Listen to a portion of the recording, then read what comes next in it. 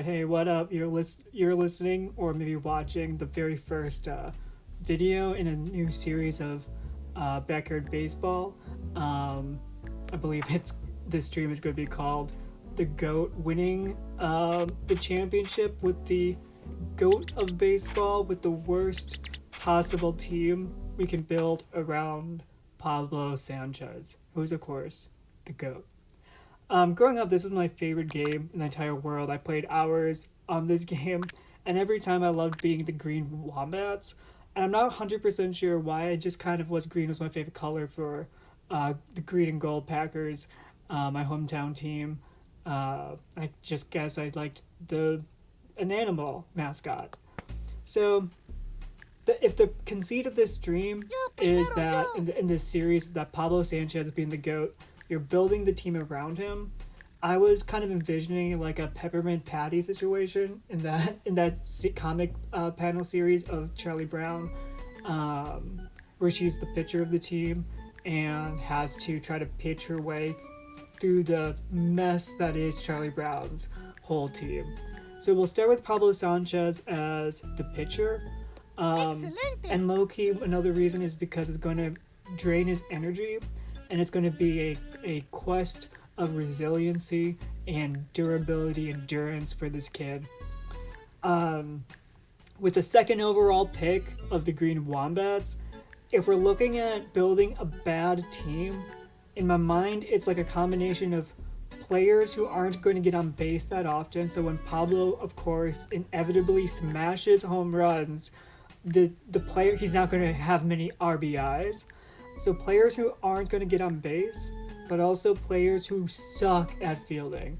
Either they're slow, or players like low-key like Luann Louis is a really bad fielder.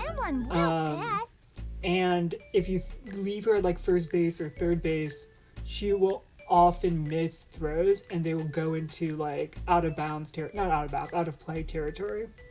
So she's an option in my mind. I'm thinking Ricky Sanchez. Ricky Johnson. He has a terrible swing. The timing of Ricky Johnson's swing is really hard to master. So even though his stats like running and pitching, we're not going to use him as the pitcher. He just feels like the kind of guy who has a kind of a weak throwing arm. You maybe put him at like third base, shortstop maybe even, where his arm is going to be a hindrance to the team, as well as putting him up in the high in the batting order. Jorge Garcia is infamous for having the worst stat block of all the backyard kids. So we probably can put him anywhere on the field, and he'll be a liability. Except perhaps first base, where he's actually an above average first baseman because of his height. He doesn't really draw balls all that often if you leave him there. So we'll probably want to use him, underutilize him at another base, or maybe on the outfield. Another player with just bad swing mechanics is Reese Worthington. I am quite fluent in the He's a good fielder. You can actually surprisingly put Reese out in the outfield, and he's going to do all right there. He's going to hold his own. But really, the inability for batting, the batting stance, the batting swing, and the timing of it is what really makes Reese Worthington hard to play with, especially if you're trying to rely on him in your lineup. I can tell that you have an eye for talent. Just put on Do Not Disturb real quick. I'm thinking that Angela Del Vecchio might be an interesting one. So one thing about Angela is that she's a killer on the mound, and she can pop a home run, but she's kind of an all or nothing. She's kind of like the I don't know, like who's the catcher for the Athletics right now? Shea Langeliers, or however you pronounce his name. He's kind of an all or nothing, or maybe Cal Raleigh for the catcher for the Mariners, Seattle Mariners, is a better comp, where it's all or nothing with her. She's either going to hit a home run or she's going to strike out. Don't expect her to get on base. Don't expect her to run out. any grounders, don't expect her to steal much. So she's actually a pretty good player in this conceit of poor team and putting players in their worst positions, and trying to see if Pablo can carry the franchise. In the same vein as like poor runners, poor fielders, but actually surprisingly good hitters, Marky DeBrois. If you put him out on as like a catcher, first base, second base, he's going to hold his own. But again, if you're thinking of him as your center fielder, left fielder, it's going to be a struggle watching him trying to catch up to doubles out in the outfield. As a batter, he's probably closer to 2.5 to 3.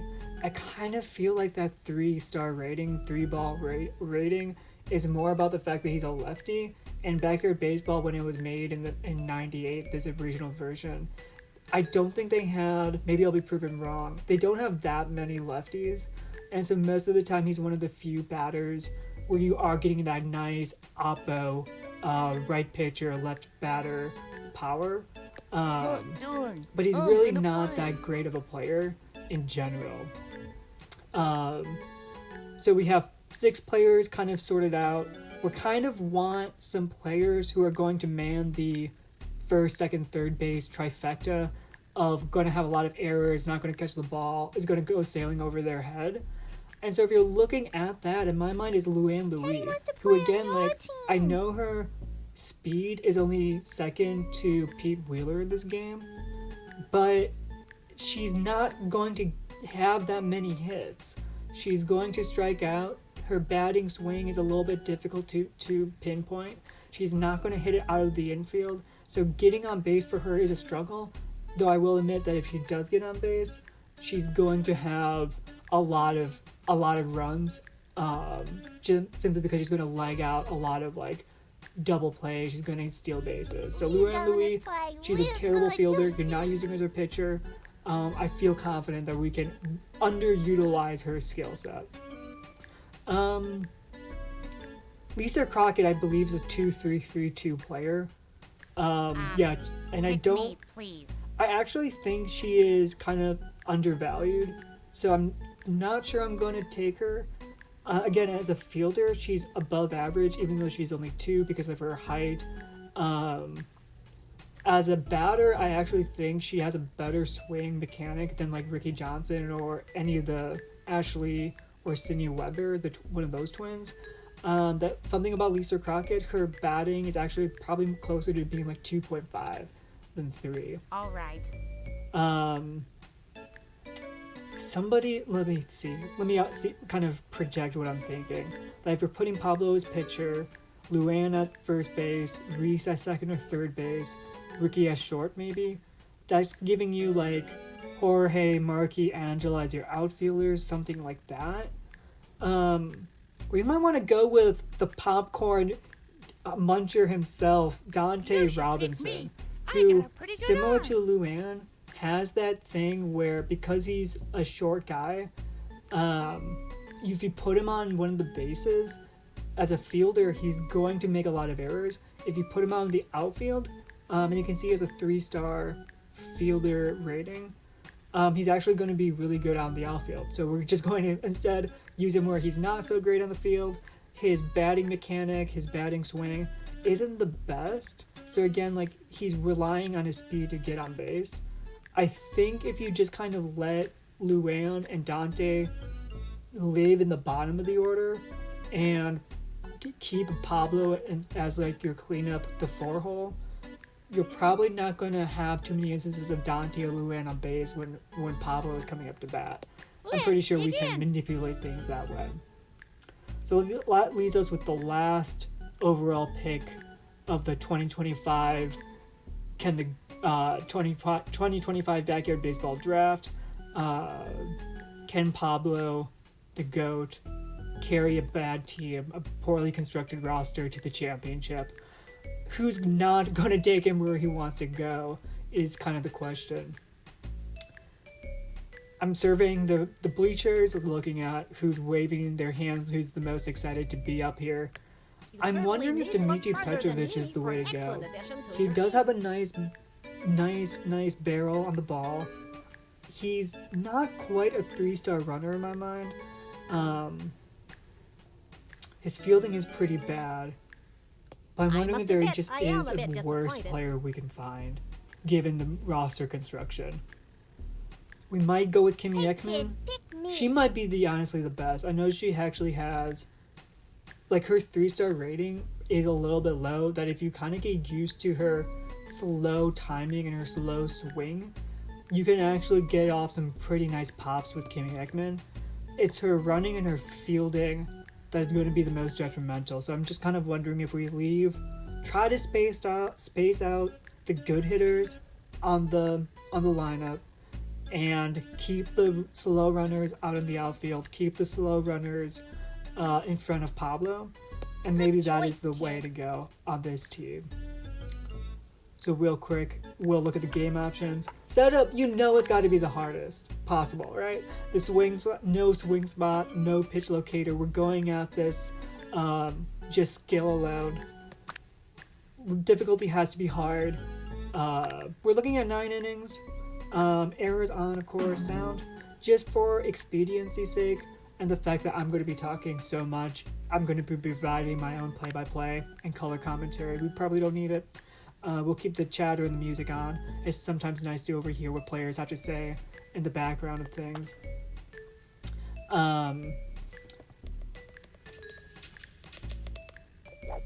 Let's see. So the lineup is the order in which they've been drafted. So we kind of have to fiddle with things until we find the right worst roster. So Pablo obviously is going to be the pitcher. He's going to be have the most impact on the field. It's his team, his sport, so we kind of want to see Lee fade into his own hands. We're trying to find the perfect structure of players who are going to be poor fielders and possibly have a lot of errors catching outs on the bases, but also poor throwing arms. Not going to be like Luann at first base is low-key actually, or even catcher, she's going to be better catcher than a third base, right? Because she's going to be able to get to the grounders quicker from the catcher position, and maybe be able to tag people out running to first a little bit quicker. So we kind of want somebody who is a little bit slower at the catcher position. Unfortunately, I think all of our players are pretty fast except for Kimmy Ekman in terms of height. Finding the right balance of height versus throwing arm. So Kimmy Ekman, you probably are going to be the catcher because you're slow off of the gate. You also have a weak throwing arm. We probably want Luann as second, or maybe Dante as second. If I'm thinking about the game and how many pop flies there are, Dante's going to probably have the most opportunity to catch up to those pop flies on the shallow right or shallow center. So we're looking for the worst fielder of the bunch, and that's probably Luann. So Luann probably has to be at second. Dante, we're probably going to put him at first, simply because I think he actually has a pretty good cannon for an arm. It kind of does fit the typical MLB alignment where you do want your left-handed, a lefty, at first base. So we kind of are maybe... I mean, you know what? If that's the case, then maybe we want Dante at third. I like the idea of Dante at third, Reese at first. We'll see if Reese Worthington can be worth his salt out there. And we're trying to find this lowest possible alignment. Like I said, Ricky Johnson has a bad throwing arm, so we're leaving him at short, the most important fielding position in baseball, on the infield at least. You gotta have the slowest runner at center, and that's Angela Del Vecchio. We're also kind of pairing the fact that she's a poor runner, she's a poor fielder, so hopefully she will do as expected, which is not catch many balls out there. So the question then becomes Marky or Jorge, which one is the worst position for them? My instinct is telling me put Jorge out in left. Again, backyard baseball doesn't have many left-handed pitchers or hitters, So they're going to be more right-handed batters hitting things kind of to the left side of the field. So probably Jorge's going to have the most impact or the worst impact, which is what we want out there and left.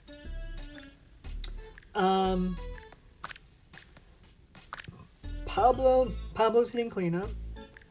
Jorge's got to be the 3-hole man, because if Jorge is being relied on RBI production, that's going to be rough for everyone all around.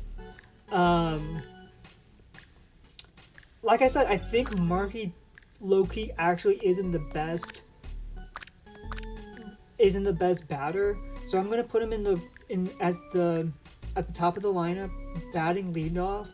With his speed, you would expect him not to have that many hits or get on base all that much on his skill alone. Ricky being such a poor batter will put him second. And we kind of want to space out the speedsters.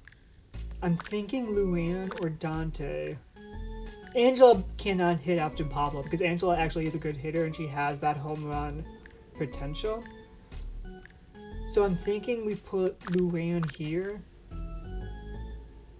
or Dante there. I think Angela actually has to be last. Has to be the worst. Has to be last in the lineup because if we're thinking of her as our second best hitter, we want her to be farthest away from Pablo. Luann, that's kind of the struggle, is if you put her in front of Angela, her speed is going to be a factor. So I'm thinking just a little bit of distance between Luann and Angela, a little bit of distance between having too many speedsters all in a row. I know Reese is a 3-star runner, but he really doesn't run like that because I think canonically he has asthma. And so I think when you see him run out his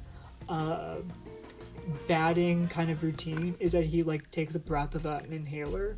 So his 3-star running is actually a little bit high. He's a poor hitter. Let's put him after Pablo. Let's put Luann next. Let's put Kimmy next. Let's put Dante in the 8-hole. And then Angela. Let's save this game as GOAT Game 1. And let's test out how good we are without any of the helpful hints and tips such as the swing spot, no T-ball in our good house. And let's play game 1 and let's hope that maybe the skill alone of the player, knock on wood, can lead this team to victory. I mean, Pablo is going to be doing the groundwork, of course.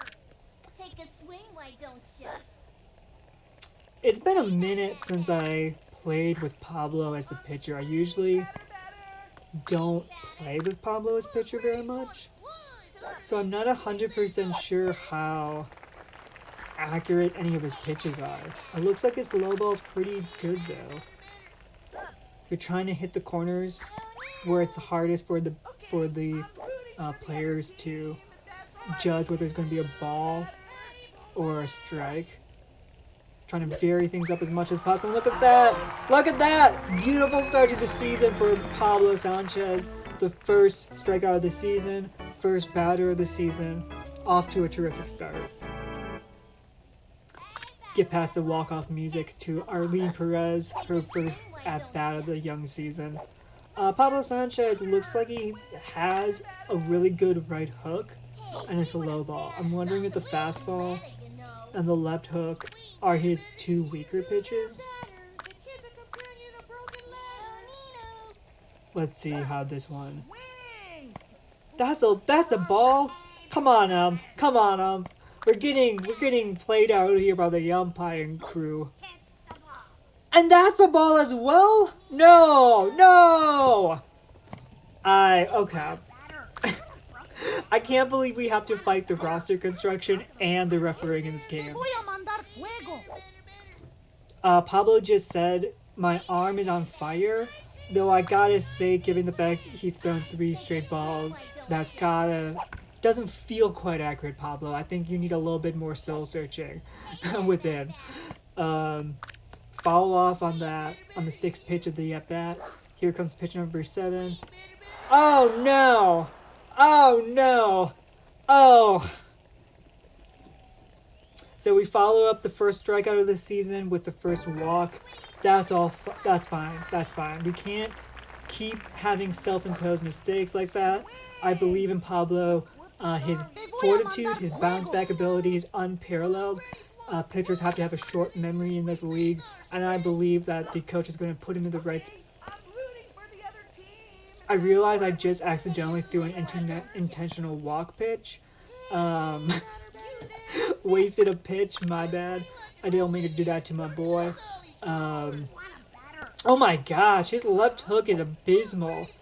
That must be why he's only 3 stars, or 3 balls. His left hook, you cannot trust. You absolutely cannot trust at all.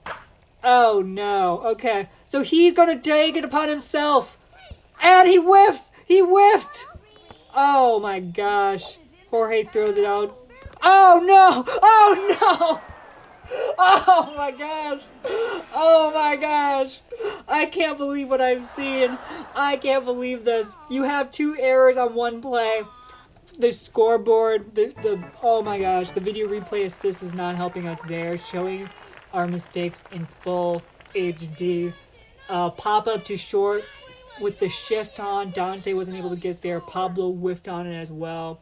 Jorge with the poor throw to third. Oh, just Little League at its finest. Everyone making mistakes left and right.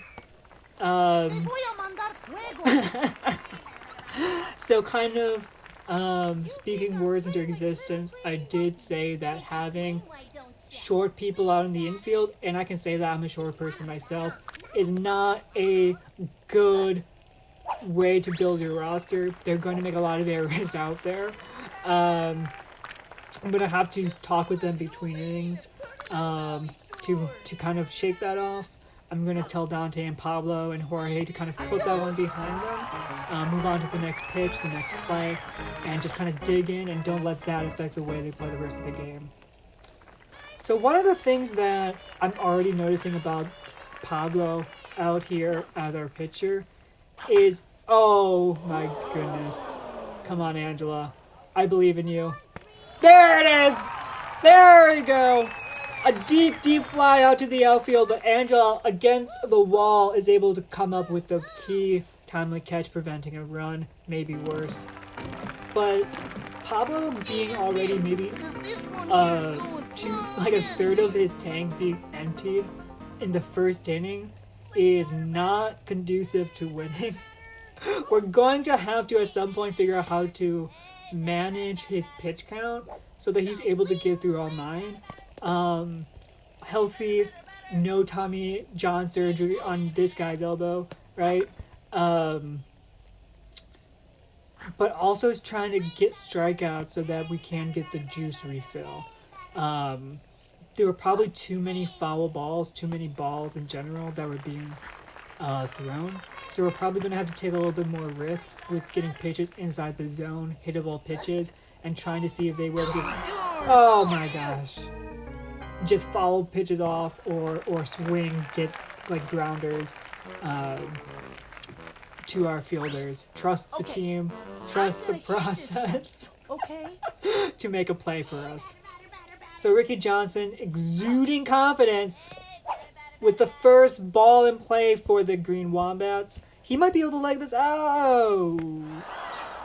He is not. Okay, stand back, peons.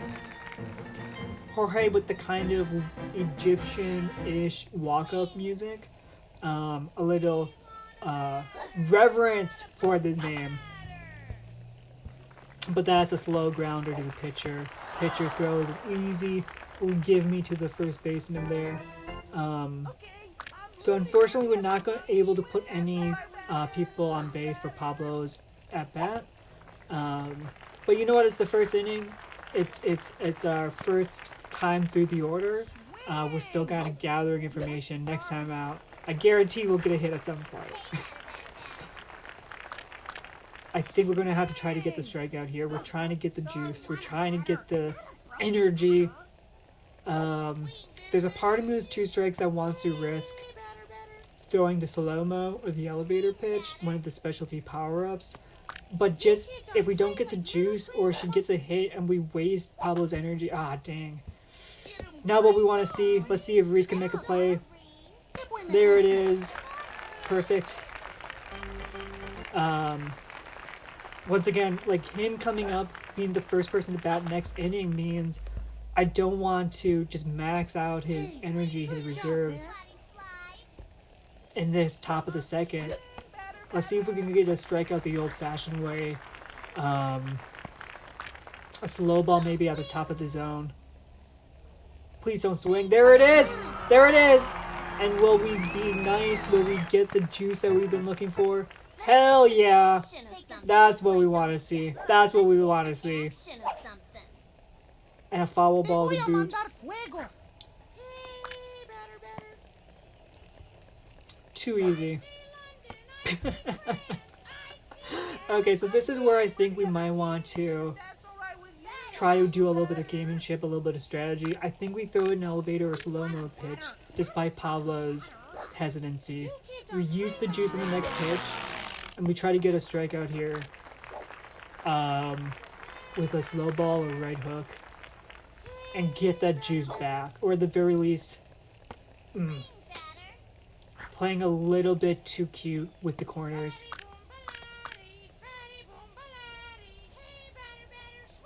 That's not a strike! Breathe. It's going to be a long season if every single ball I think is a strike. I know I just said previously that we need to like stop having so many pitches per inning. Oh, pain all around. You took the juice to try to get the strikeout. Instead, you walk the batter. Not a good pitch sequence. Not a good at bat for Pablo. But hopefully, it won't come back to bite us in the end. Let's try to stem this little rally, 2-out rally, where it is. A nice little change up there, dropping to the bottom of the zone. Had the pitcher, Lara Nunez, swing out of her shoes. And caught looking at the bottom of the zone. We get the call for a strike. Pablo can strut his stuff back to the dugout as he goes to exchange his glove for his batting gloves. All right, every time we're with Pablo, we gotta be swinging for the fences every swing. Oh, an interesting development. So now we have the information. We get a little bit of knowledge here that Lara Nunez, her strikeout gave her the fireball, the most unhittable pitch in the game. And she's using it again. They burned through the pitcher with not even a full 2 innings, just an inning and a third. That is a shocker to me. Instead, they're inserting Jack Joseph as their new pitcher for the Giants. So that means this is probably going to be a strike. Oh, and he popped it up, man. Popped it up. And the pitcher is able to run it out. It looks like the catcher, though, is just absolutely gassed. So maybe we can like just throw a simple bunt down here, get on base, and see if we can use our speed with Reese and Luann coming up to steal a few hits. Oh my gosh.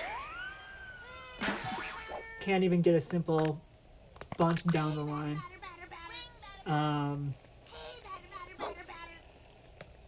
Oh my goodness. Stupid bat. Blame the bat, Reese. Blame the bat.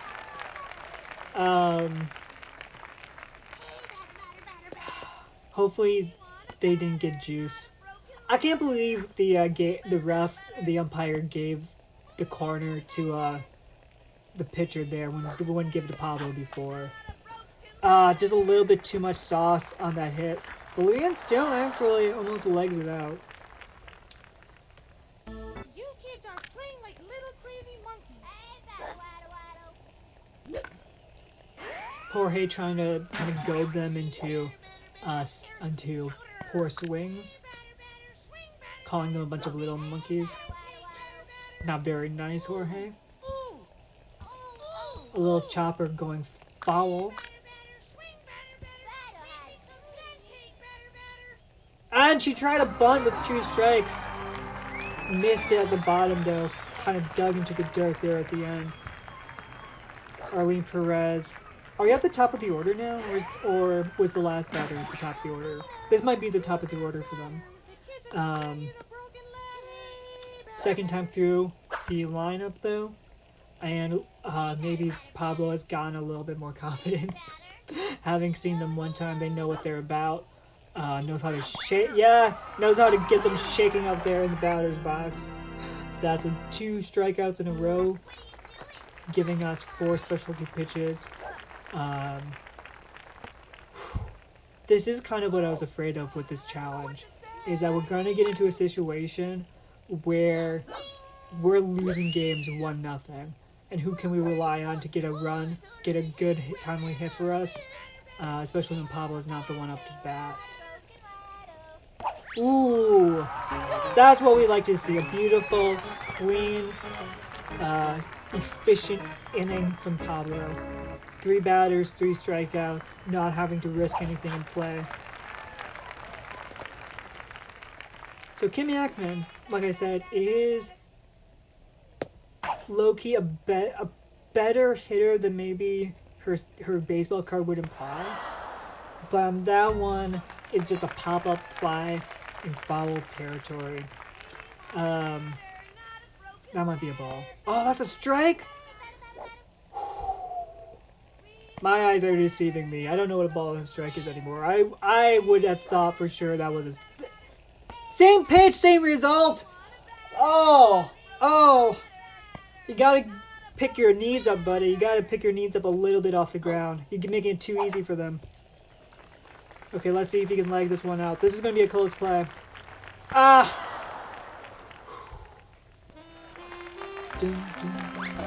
Angela's walk-up music is one of my favorite. The same with her brother, Tony Del Vecchio. They have a really nice little jazz intro. This is where we might be able to steal a hit, a run. Is Angela's all-or-nothing approach to the plate. If you can just hit it on the sweet spot. There it is! There it is! As I was saying, the prophecy foretold, Angela Del Vecchio with an absolute monster smash out of the left field fence, over the fence, into the trees, to grandmother's house, 437 feet of just pure smoothness. Absolutely crushed that baseball. There it is, we're on the board. We have 1 run on our pocket. It's a tie game, and it's anybody's game from here on out. There we go. You can see even Pablo in the dugout. He's cheering. He was standing at the at the top of the dugout on the steps. First one to congratulate Angela as she comes back into the dugout. Oh my gosh, what a clutch play. I shouldn't call it clutch. It's literally just the 3rd inning. Marky DeBra, boy, with an absolute laser to the outfield. But this is kind of why we put him at the top of the order, though. Slow speed. That probably should have or could have been a double for many other players. Pablo maybe is going to be just a little bit frustrated that wasn't an extra base hit, an OPS, a baseline, but instead it's just a very, very, very, very, very long single. This is where Ricky Johnson, to me, gets in trouble. His batter box is so big. It's probably the biggest of all the kids outside of maybe Keisha Phillips. Pete Wheeler has a pretty tall, pretty sizable batter's box as well. But Ricky Johnson, he has such a... Oh, and they muffed it! They beefed the throw, and it goes all the way back into foul territory for the catcher to throw. That's going to be a base hit or maybe just an error for Ricky Johnson. But basically what I was saying is that Ricky Johnson, because he has such a upward swing on his motion, and the batter box being so big that if the pitch is in the lower part of the zone, he struggles to kind of lift it up back into play. We're going to have to rely on 3 of our slowest runners to get a hit here. But they're going to test, they tested the pitcher's field awareness and his third base skills, and he came through for them. That hurts so much because we had a golden opportunity for Pablo to come to bat with the bases loaded. But instead, it's just a 2-out rally that wasn't. Kind of a similar situation, oddly enough, to the last time Pablo was going to hit. This is going to be the second time for him where he's leading off the inning. So we're going to want to play it a little bit smart with his energy, with the pitches he's throwing. At the same time, we don't have to be too conservative with the game plan because he does have the juice box. So we can just kind of empty out the tank and he'll be able to come back to full after a few pitches. We'll probably just kind of want to mix and match some of the slow-mo and the fireball. Try to get a strikeout here. Beautiful. Beautiful pitch sequence. Pablo's already at 51 pitches through almost 4 innings of work. We'll see if we can steal a couple strikes even with his arm being gassed with the fireball here, and then we'll use the fireball. Or the juice, I should say. Beautiful. Let's see if we can get to double-digit strikeouts through 4 innings. Oh, that's going to be a foul. Don't pick it up. Smart play by the catcher. Rely on Paulo's arm. Oh, his left hook is so bad. Rely on Paulo's arm rather than... Oh, maybe we should have just... A little bit of anxiety there from the coach. I'm the coach, by the way. Anxiety from the coach as he wasn't 100% sure if that was going to be caught or not. I don't want to swing at that. It's kind of an awkward place to try to hit. We're trying to hit a home run. I think I was a little bit late. Please don't catch this. Please don't catch this. Not like this. Not like this. Oh! Just a little bit too far for the third baseman. That's what we like to see. Testing. Oh! There it is! Okay, a double. Let's see. Yeah, that's got to be a double. Run, Pablo. Run! Yes! Yes! With a beautiful slide getting underneath the tag. They don't teach you that in school. That's pure instinct. Reese Worthington. Let's see if he can get an RBI for himself. So this is the first time where we might be able to exploit one of the mechanics of the game. If we can just get the ball in play. Which is that the team sometimes will... Okay, so yeah, the team isn't always... Teams aren't always the best at knowing what base to throw to. So you can manipulate getting fielders to row into poor rundowns.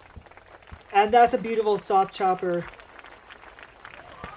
Oh, Louis with their first RBI of the season, and the Wombats take a 2-1 lead. Just an absolutely beautiful placement of the ball. Soft chopper to second baseman, not with the best speed on the base paths. We're able to just kind of beat it out. So this is kind of what I mean, is that if you run, you can get them to start throwing the ball to wherever the player is going. And sometimes you can, with a speedy player, make it so that if a player is on base and you're running, you can get them to throw to third Oop, not like that. So like if Dante would have bunt here, they might throw to third, even though there's 2 outs. Because they're trying to get the lead runner rather than the safe out, if that makes sense. That's probably the best way to explain it, is that in backyard baseball, it's kind of built in that players are trying to get the lead runner rather than the smart runner that. Oh! We might be able to steal a run here. We gotta do it. Oh! Oh!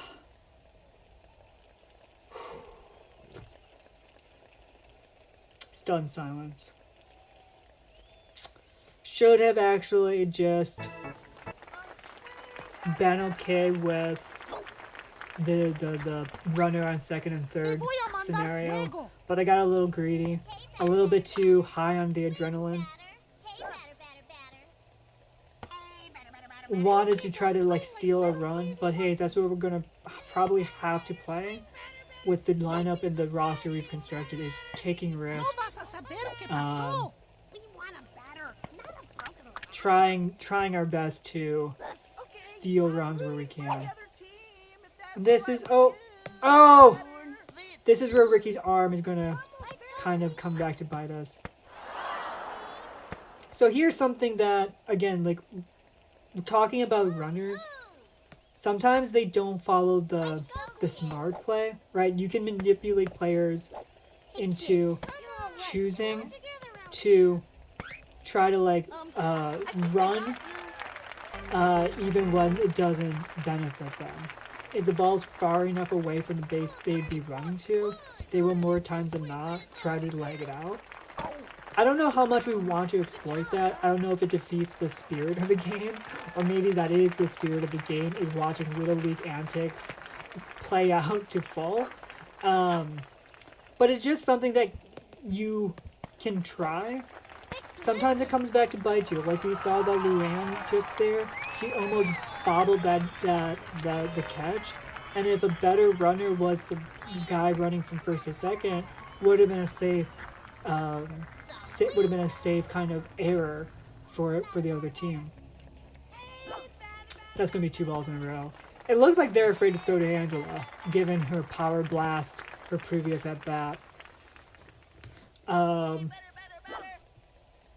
Ooh.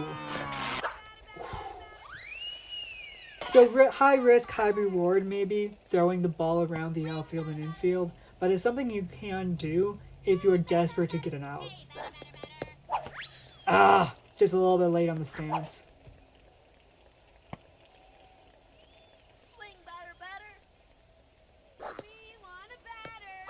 Oh my gosh, another ball that's absolutely crushed. But her speed on the base pass, man. That's where it's going to come. That's where it's going to be an issue, is that her speed on the base paths, even if she hits a deep one out to the outfield, you just kind of feel like, man, if only she could leg it out to second or third. Very early swing by Markey there.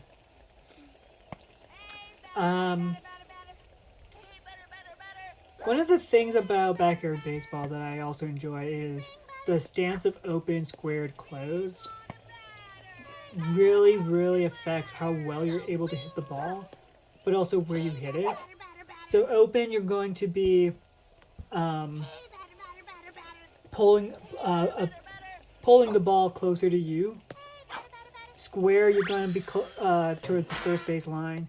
Squared, you're going to be kind of driving it more center field. Close is going to be towards the third base line. And some players, it actually really affects how well they're able to strike the ball.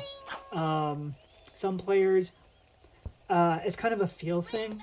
As you just play with the players more, you become more and more aware of players' strengths and weaknesses. Oh, that's a nice little fly to shallow left. We might be able to leg out a double here. That left fielder is so gassed. Do we risk it? No, we're not going to risk it. That third baseman knows what he's doing. A surprising turn of events, 2 on with nobody out. with Ricky Johnson at the plate. But the takeaway there is that if the pitch is closer to the player, open is going to be more beneficial. If it's further away, oh, part of me was tempted. Like, watch what happens if I run with Angela. Oh! Oh! Oh! A little bit too much steam behind that pitch, or that throw. And Angela scores on an error as everyone takes a base. Wow. Wow, wow, wow, wow, wow. A lot of mistakes out here in the field for the Giants, which we take advantage of. But what I was saying is, yeah, when you're on the base paths, they will go for the lead runner. So if you go have your lead runner try to take a base, sometimes it works out in your favor and they commit an error. Sometimes it blows up in your face. If you saw the instant replay, Angela fell down. She fell over her own feet trying to run to home. I'm just about ready to go home. Pablo is going to be up though, so take that strikeout on the chin and just move on.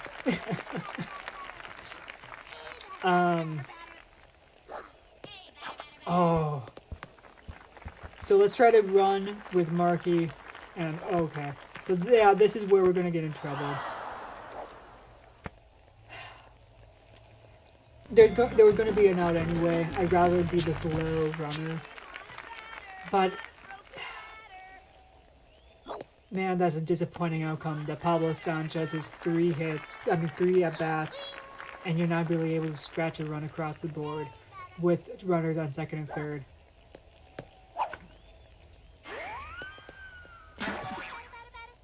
But we can't be too upset with the way this inning's gone. We forced them into an error. We made things happen on the base paths.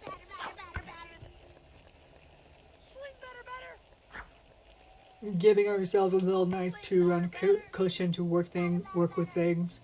Let's see if we can just steal another one, you know? That's gonna be caught. Pablo with a little stumble, a little bit too excited to get to second base, but just not able to come through in the clutch with a runner in scoring position. With the state of our fielders, I think playing back, especially the outfield, giving them less space to have to run is a smart choice.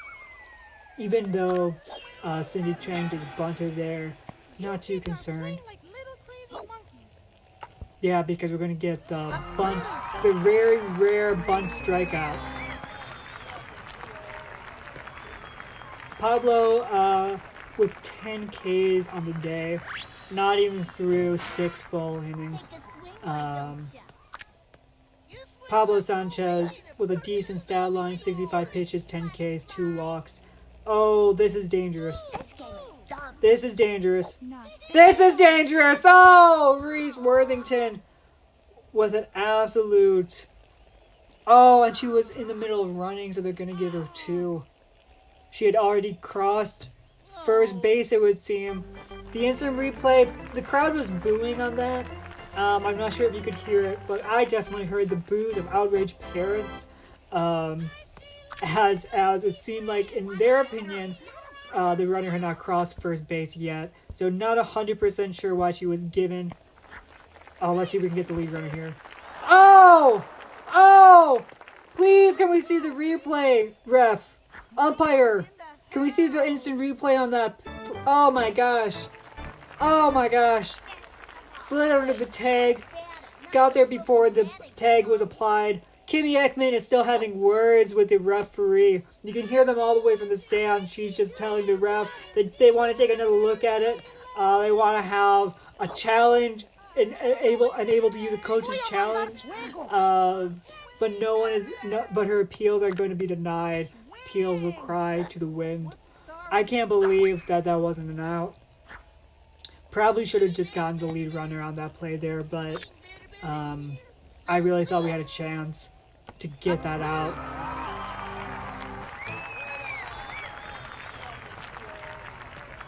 A little bit of anger behind that third pitch from Pablo, affecting his ERA, affecting his pitching numbers. Pablo is annoyed when anytime a run crosses the plate, but especially when it feels undeserved. Let's probably use another. I don't think Pablo's going to get another at bat in the next inning, so we don't mind burning through these specialty pitches.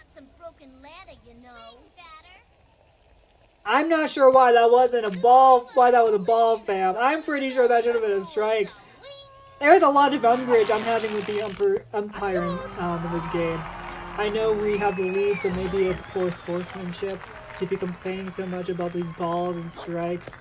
But I gotta say, with the run scored call, the ball on that corkscrew, I'm not sure if we're getting the benefit of the doubt being the home team.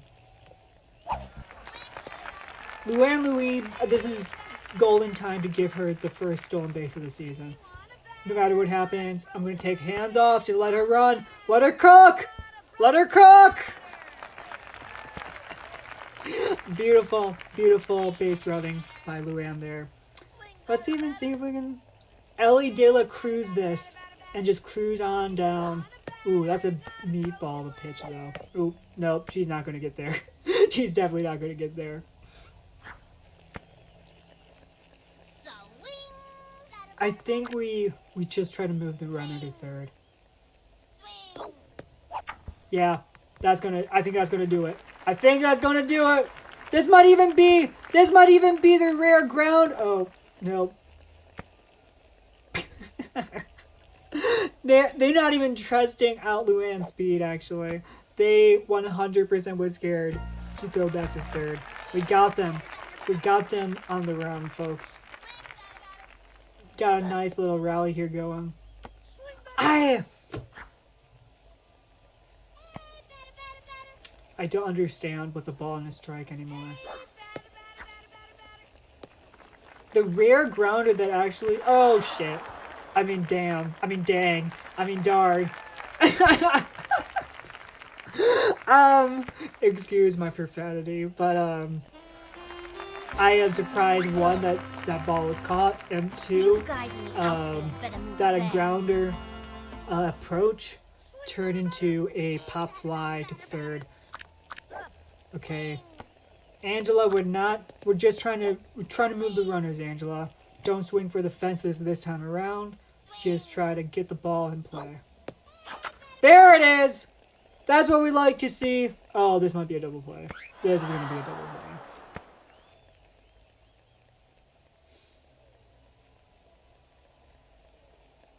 Sometimes I tempt fate and tempt answers. Well, with a runner on first and third and nobody out, we're not able to get any runs in a close ball game.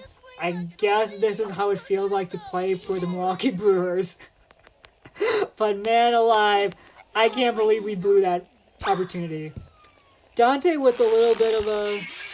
I'm not going to call it an error, but definitely a ball that should have been caught, is what I'll say. But no worries, it just gives Pablo time to beef up his stats. That being, I believe, the 13th strikeout of this day. Give him some more juice. Have him get back to the fastball, slow ball combo. And let's get out of the 7th quickly. Oh wait, no, there's one out. Okay, no, we still have another batter to get through. But we're just mowing down these hitters, man. We're just mowing down. Doesn't matter who's up. Doesn't matter how good they are. Their scouting of the offseason. Pablo with a nice, easy, soft line out. It's amazing that the Giants have 2 hits.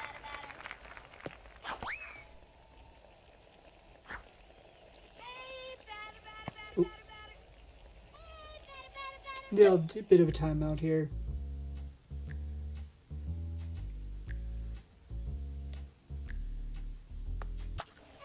Oh, it's a...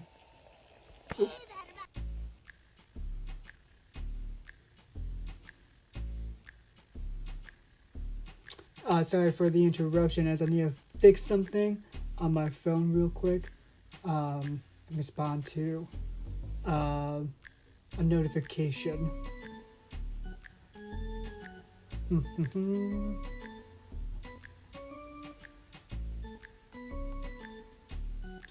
I might have to pause the stream temporarily as I fiddle with this. I apologize for that. Let me look at what my so it looks like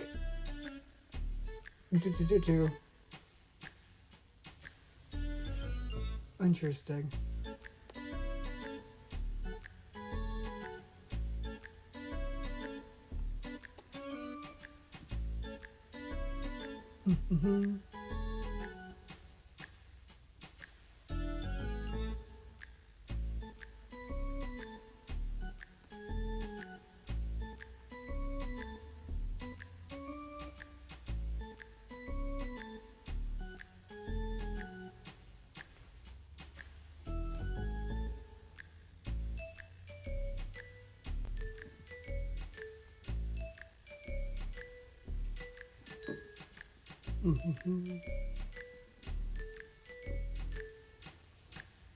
Alright, technical difficulties, but we're back in action. Marky DeBoer, this probably will be his last at bat of the game, so let's make it a good one. Oh, the first baseman with an error, but is able to recover in time to get the out. Marky couldn't beat that little grounder out. Ricky has had a nice day at the plate, 2 for 3. I know I said how Ricky has a little bit of struggles with his swing, but he's gotten some nice clean contact, been able to beat out some of these throws, some of these grounders. Let's see if we can keep it going. Ooh.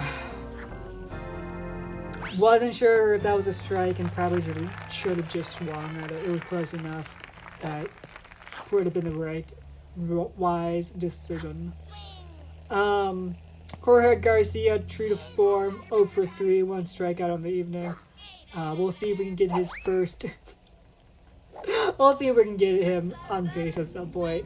I don't know if it's good for morale for someone to be hitting 0, putting up zeros while hitting third in the order. Decent contact, decent swing, but it just goes left of the third base line. Ooh.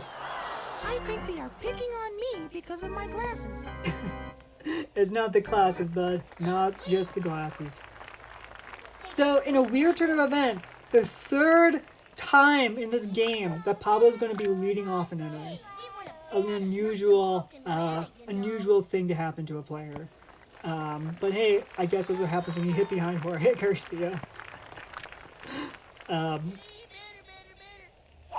Strikeout number 15.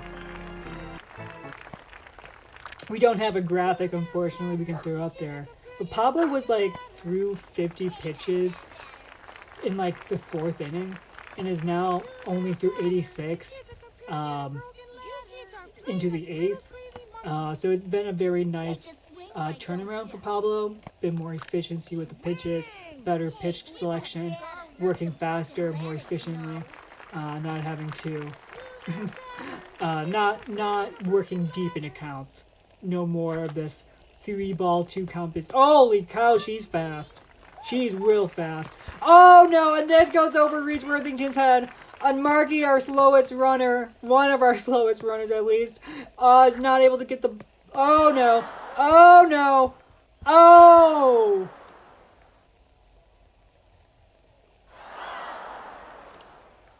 On a simple, just bunny of a ball in front of Kimmy. Kimmy throws it over Reese Worthington's head. Marky isn't able to get it into the infield in time, and it sails over Reese's head and out of play, and that's an inside the park home run. A true Little League home run, if I ever saw one. My goodness. We are tied here in the top of the 8th. As I was singing Pablo's praises, something happens to turn things around. Wow. The crowd, the fans here at home stadium are stunned into silence. The coach on the is a little shell shocked in the dugout, but Pablo's holding through. He's putting on a brave face for the crowd, his teammates, himself, and he thinks we can still come back and come back to win this game. We're just gonna have to come up with a little bit of a light rally, a light little end of game surge. Oh, that's not good that they hit a specialty pitch. Please, Dante, catch this. Oh! Oh, at his feet, but he's able to come through for us, as I knew he would. Pablo Sanchez, game tied, 2 for 3 on the day. What do you have?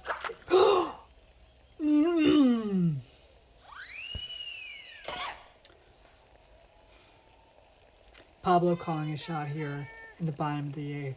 Tied game. That's 2 straight fastballs, 2 straight foul pitches. Take a deep breath and let's see.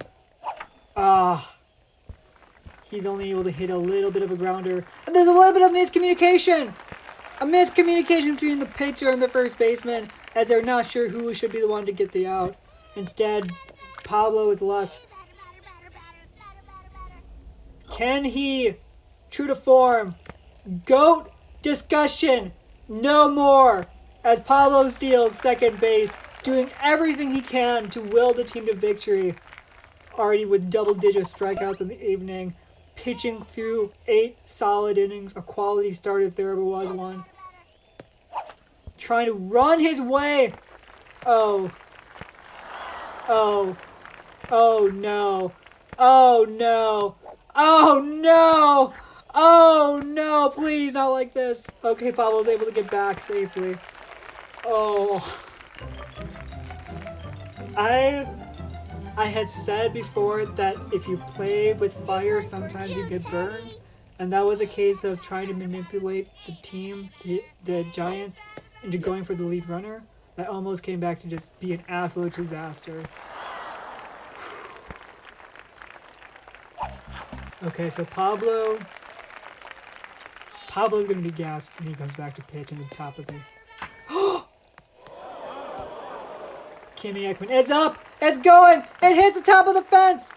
Pablo's racing around third! Kimmy Ekman's gonna watch! She's raving him through! Can he slide in safely? It's a score! It's a run! In the bottom of the 8th, Kimmy Ekman with an absolute bomb to center field, and Pablo Sanchez comes around to score on a deep, deep single. The score is now 4-3 as the Wombats come back to take the lead after giving it up in that top of the inning. Bottom of the 8th, coming through with a 2-out clutch hit. Kimmy Ekman, we always believed in you. All right, Dante Robinson now. Trying to keep this inning going down in an 0-2 hole with some unfavorable calls today. Let's see if he can turn his fortunes around with another 2-out hit. But there's going to be a little pop-up towards the pitcher. Even if Dante would be safe, they're definitely getting Kimmy there. But no worries, there's no reason to be discouraged or dismayed. Kimmy Ekman, hold your head up high as we head to the top of the 9th. With the game on the line, can Pablo Sanchez close this game out for his team? Kimmy Ekman, redemption. No! No! Not again, Kimmy! Kimmy did not learn from her mistake. She gave the game away. She stole it back, and then she gave the game away again. And the ball goes past Luann. It would have been a close play. I doubt the tag would have been applied in time. But that's neither here nor there, as there is a runner in scoring position with nobody out, top of the 9th, down by 1. The Giants are trying to mount a comeback of their own. Every single time we think we're pulling away with this game, the Giants find that inner willpower to surge back into it. This is a 1-2 count. Artie Pimbleton. 2 strikeouts on the day. Can Pablo make it? Strikeout number 3. Oh, this will probably advance the runner as Reese and Pablo converge. But the runner decides not to take the base. A poor base running mistake indeed. Pablo is going to take the ball back up on the mound. Same position, but a little bit better.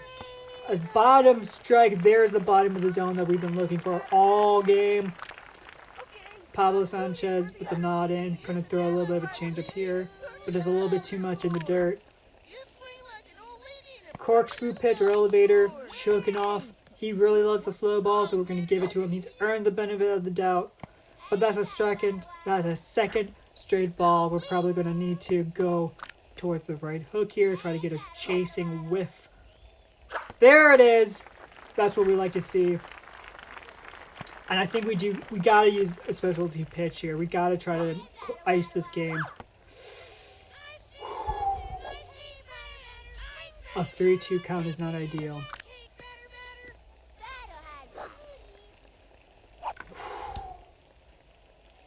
Every pitch is an anxiety pitch. Who's going to bend but not break? As the pitch comes in. And we get a called ball 4! Ah, that's the third ball of the game. Third walk of the game for Pablo. The GOAT is a little bit stunned into silence. Just giving everything his all, but here at the end, it might not be enough. Runners at first and second. Not sure of any of his pitches at the moment. We're just going to go for the straight fastball. Bottom of the zone call. Maybe a little generous from the ump, but we'll take it. A 2-hole hole for Jack Joseph, left fielder. But oh. No, it gets past Luann. Can we get the lead runner, though? Can we get the lead runner? No! Oh, but it stays in play. It stays in play. But that's still going to be a safe call. Safe. Oh, no. Oh, no. Runners on every base and nowhere to put them. Oh, Luann whiffed it on the second base play. The grounder ate her up alive. Gobbled her up for breakfast, lunch, and dinner. A lot of fielding errors we're going to have to be thinking about at the end of this one. And they have the crazy bunt. Oh, no. The craziest of all bunts. Can Jorge get to the ball in time? He throws it in. Dante whiffs. Dante whiffs. There's a ball that scored. And Kimmy's able to get the tag. They're trying to go for... Oh, he takes him out. It's a double play, but the runner scores. An unbelievable play, folks. On a crazy bunt, the craziest of all bunts. Goes all the way out to the outfield. Jorge, a miraculous hustle job, is able to run it down and left. Throw it back to Dante. Dante's not able to pick it up off the grass. And allows the runner to score. But we're able to get the out from the runner trying to score from second to home. We get the out runner trying to get from first to third. A very unusual double play. We've never seen this one before. On a bunt, the out scoring goes 7-3. Something we've never heard of. Oh. You want to see home run bangers. We almost had another one here. A walk-off hit. Is it in the cards? As Angela Del Vecchio looks at the bottom of the zone again. The bottom of the zone has been the bane of this team's existence in this one, folks. Angela stares at the called strike 3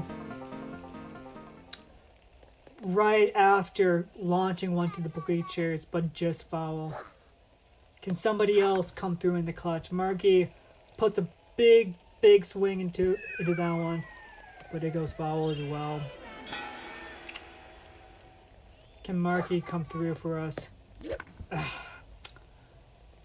Not able to get any headway on that pitch. Markey puts a charge into that one, but it's gonna get caught. Beautiful break off of her jump, the center fielder, able to run that one down. Aw, man. That ball looked like it had a chance off of the bat. The sound, the crack of the wood, a beautiful sound indeed, but just not able to get enough power behind it. Here comes Ricky Johnson. Hasn't had much action in the field today, but he has had a really productive at-bats, 2 for 4. He's had a couple strikeouts, but a single, a double. Take that every day of the week. Ooh. Sorry. Whiffs through a really nice slow-mo specialty pitch there. This is where things are going to get dangerous, man, because Pablo is absolutely gassed. Isn't going to be going for strikeouts at the moment. Going to be going purely for grounders and bunts, perhaps, pop-outs, fly-outs. Kimmy has already made 2 untimely errors in this one. One led to the infield home run for this batter here, Cindy Chang, her only hit of the evening. But this is a nice slow runner to Pablo. Let's see if he's able to get there. Yes, able to. 116 pitches for Pablo in this one. We're heading into Tim Lincecum territory. I don't know if anybody still remembers the San Francisco Giants. Absolutely demon of a pitcher. Tim Lincecum in the World Series. He was elite, electric stuff. But he was often prone to going deep into the pitch count. So on the 119th pitch, Pablo gets his 17th strikeout. Let's see if Jorge Garcia, rough day at the plate today. He had a really nice play out there in left field to save a run, perhaps 2 from scoring, but it's the bat that needs to come alive now for Jorge. Jorge with an unorthodox batting stance. He likes to swing downward at the ball. Doesn't produce many pop-ups, but a lot of grounders for the man in the tie. Pablo Sanchez, 3 for 4, with a chance to really raise his ranking in the GOAT discussion. If he can hit a walk-off home run here, carrying the team to victory, legends are made. This is a deep fly to the outfield. It's not going to clear the fence, though. It does a one-hopper to the fence. Pablo just giving everything to the team today. Not able to turn that into a double like he was earlier in the game. Very, very, very, very slow runner at the moment.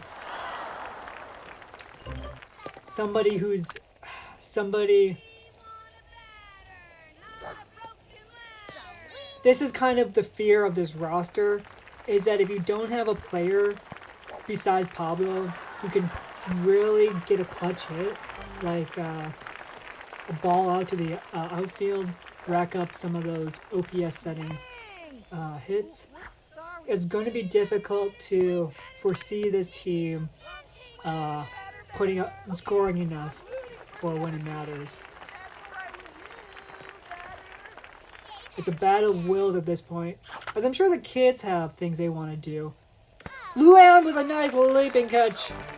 Toss your teddy bear in the air in celebration. The kids have probably better things to do. They have homework. Don't they? They have studies. I'm sure there's other extracurriculars they want to get to. Dinner, maybe. The rumor going around the dugout is that the coach is going to pay for a pizza party to celebrate the start of the season. We'll see. We'll follow up with some of the players next time and see if there was any follow through on that. Oh, this.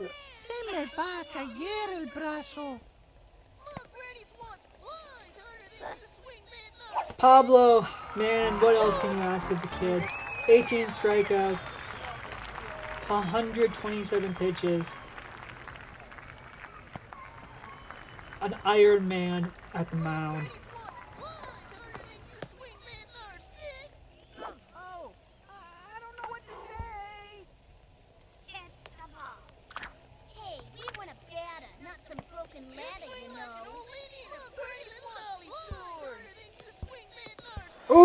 Ooh. Just to the left of the third base. Would have been a fair ball otherwise. And there it is, strikeout number 19. Little fist pump for Pablo as he walks off the mound. All he can kind of do is hope that his teammates can pull through yet again. This is now the third straight inning where somebody has a chance to be the walk-off hero. I think we do need to start just going for these power approaches. Hopefully somebody at some point will land a good one.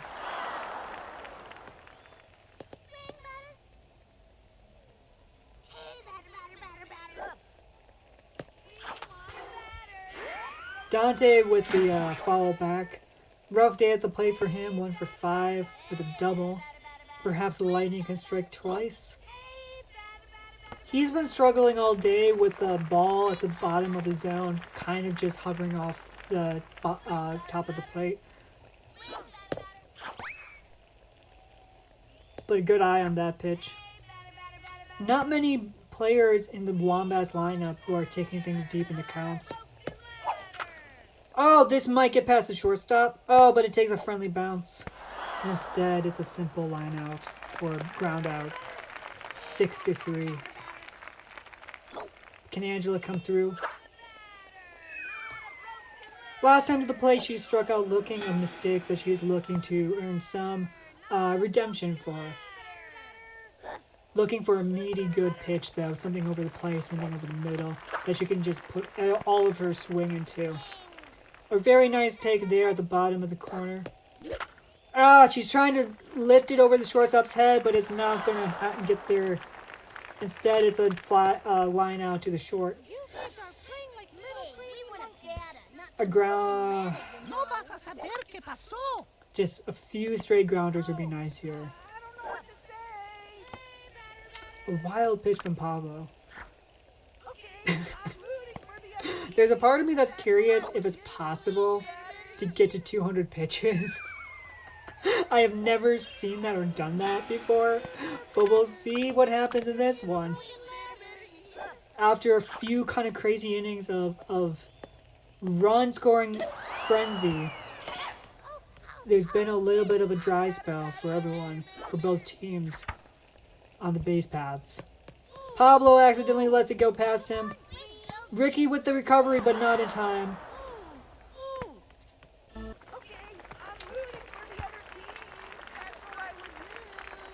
Oof. Like Kenny Loggins once sang, we're heading to the danger zone. Ricky with a chance. Not able to get a clean read on that ball.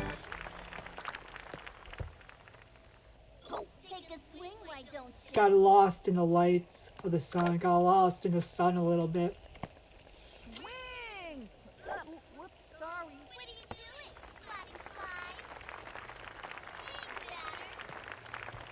But no panic. This might be a triple play. This might be a... Oh! Could have been a double play ball. Luann with the muff at the top of the keys. Like, Pablo is absolutely gassed. Every single pitch is taking so much out of him. We're trying to get the ball in play as soon as possible. Though if they're just going to swing through things, we'll take that too. There it is. Over 5-3 strikeouts now for Lara Nunez. 20 strikeouts. Amazing day for Pablo. 20 strikeouts. Going with the heat this time, following the right hook. Cindy Chang, man, she's been bunting like every at-bat. So we're just going to try to like get her to swing at something high off the plate. 21 now for Pablo. Markey now with a chance to be the hero. 2 for 5 today. A single, a double. Can he go 3 for 6?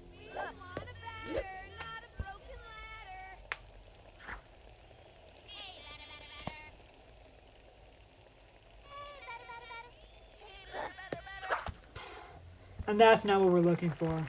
One of the slowest players on the team with a choppy grounder to the catcher.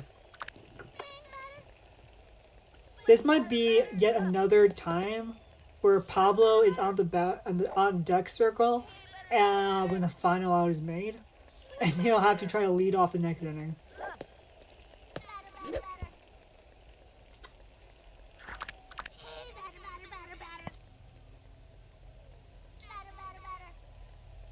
Let's just try to get good at bats here. Just try to get somebody to get on base. And Ricky Johnson, can he? Yes, he can beat it out. Got a little bit of overthinking there from the first baseman. I don't think Ricky's that fast of a runner, but let's see if we can steal a base here. This is gonna be close, man. This is gonna be very close. Able to get there and through the wickets. All right. Ricky Johnson in scoring position. Can Jorge Garcia 0 for 5 come through? Glasses on. Tie neatly ironed this morning. But that's a foul ball. Can he even just advance the runner is the true question.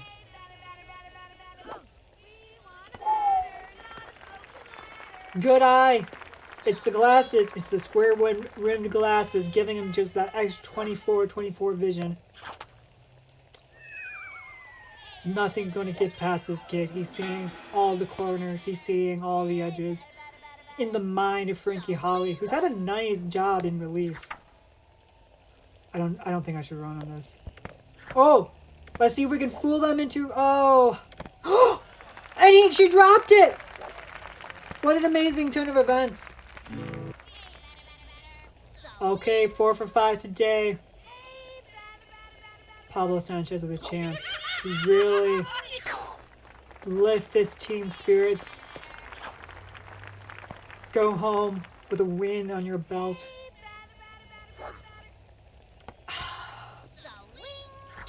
Probably should have swung at that one. I got anxious. It seemed just too close. That one did seem high. I'm glad I didn't swing at it. Part of me was tempted to. Pablo, it was tempting for Pablo. You could see him. The bat! Oh! They're calling an infield fly on that.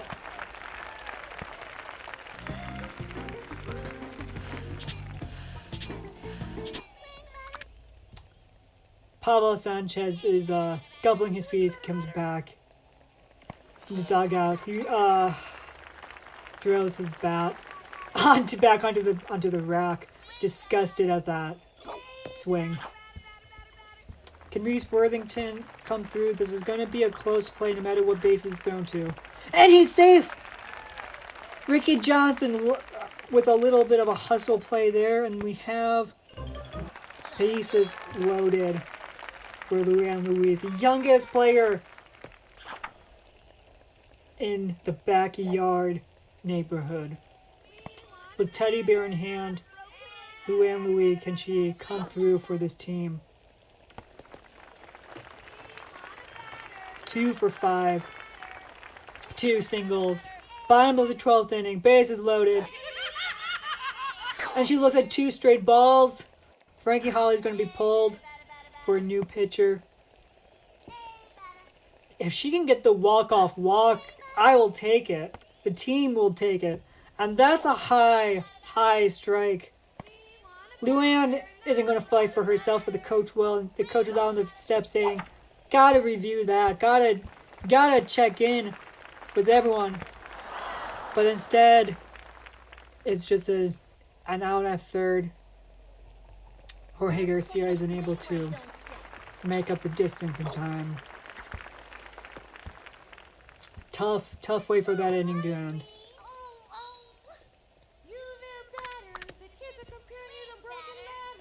Back to the top of the 13th now for Pablo Sanchez and Arlene Perez. Pablo looking to get the corners. Not able to get that call though.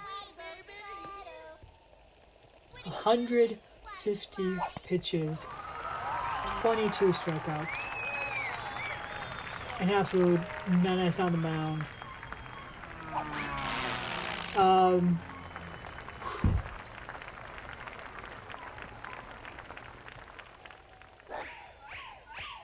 Burning through some of these. It looks like Pablo's burning through some of these pitches with the juice in play.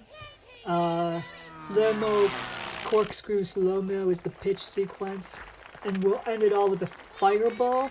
Try to get that over the plate for the strikeout. Impressive that the batter, Karen Donato, is able to swing and swing through that. Most players are so late, it's not even worth swinging at. But able to time it well. We'll throw another fireball after freezing pitch, after the big freeze.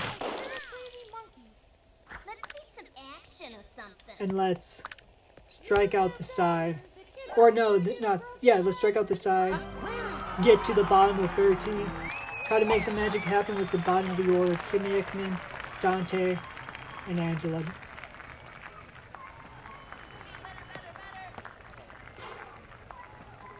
Swing straight through that fastball.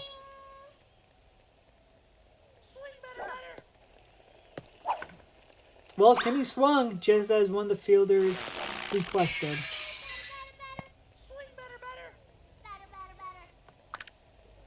I think we got to do it. Go with power. Swing for the fences on this pitch. We've just not been locating the ball well on our at bats in the last 4 innings. I think if Kimmy can just muscle up, this one is going to be a pop fly to the short stop though. Dante will take his place in the box after Kimmy's pop fly. Fouls back a right curve there. Could have been a ball, but felt like a good pitch to swing at regardless. This one feels like a ball, and it'll kiss the plate there on its way in.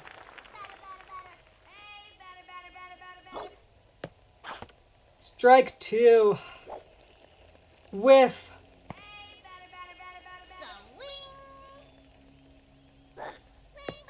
Oh!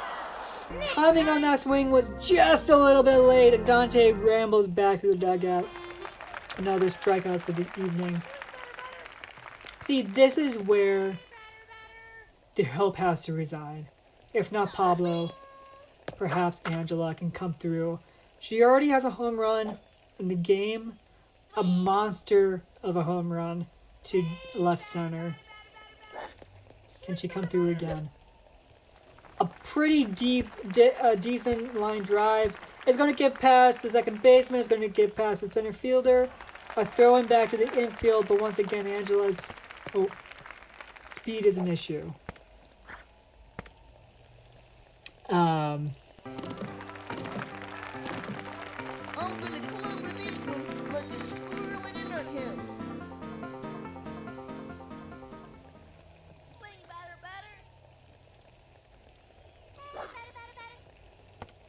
Marky's going to take a strike there.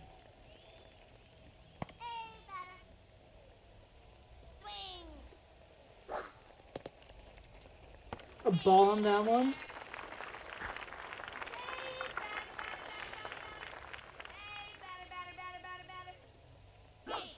That's probably another ball. So the good news is that this entire game is scuffed. All of the pitchers are dead tired. So we could just... Oh! This might do her, folks. This might go all the way. It's up. It's going. Oh, it hits the top of the fence. It hits the very, very top of the fence. And she throws into the dirt. Oh, my goodness. Can Angela? Angela's going to try for home. She's running. The ball goes into the infield. Second baseman throws it at home. And she scores. It's a walk-off double. I can't believe it. The slowest runner on this team, Angela Del Vecchio, racing around the bags to second to third into home. The ball going deep to center at the topmost of the fence, and it's a walk-off double by Markey as he's mobbed by his teammates. Unbelievable ending after 13 innings of marvelous baseball. The Wombats come through in the clutch. 20 hits on the day, 5 runs were overlooked, the 5 errors, but it's a 5-1 victory. There are no excuses for winning. 5-4 is your final as the Wombats take down the Giants in 13 on the inaugural day of the 2025 baseball season. This has been Ben Kimpapalam. Thank you for joining us today. Signing off as we begin the adventure of Pablo Sanchez, the GOAT, carrying a team to the championship round.